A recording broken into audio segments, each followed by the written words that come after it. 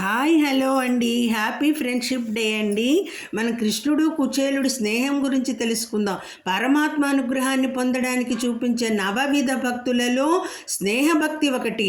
భక్తునితో స్నేహం చేసి దానితో సమానంగా భక్తిని ప్రదర్శించగలగడం అందరి వల్ల పని కాదు.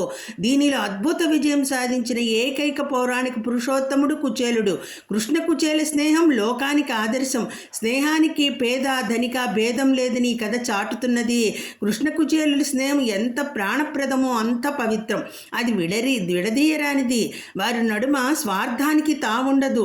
అడిగిన తర్వాతే ఇచ్చేవారు సామాన్యులు, అడగకుండా ఇచ్చేవారు గొప్పవారు. కృష్ణుడిది అంతటి గొప్ప స్నేహం. కృష్ణ కుచేలుడు వివాహం చేసుకుని మంచి సుగుణవంతురాలైన భార్య వచ్చింది. ఆ సంతానానికి కొదవలేదు. దారిద్ర్యానికి ఆకలి ఎక్కువ కదా. అతనికి ఇల్లు గడవని పరిస్థితిలో తన భార్య నీ చిన్ననాటి స్నేహితుడు కృష్ణుడి దగ్గర కలవచ్చు కదా అని చెప్పి గుర్తు చేస్తుంది. అప్పుడు ఆయన దీనికోసం అనుకోకుండా ఓహో నా కృష్ణుడిని నేను కలిసే ఆనందంతో వెళ్తాడనమాట. వెళ్ళి అక్కడ వెళ్ళిన పనినే మర్చిపోయి ఆ తన్మయత్వంతో ఉండిపోతాడు.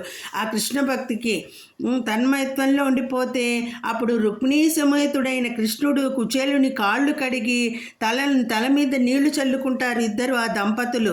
అతడు అడగకుండానే దానికి వరాలన్నీ ఇచ్చేశారు ఆ కుచేలుడికి.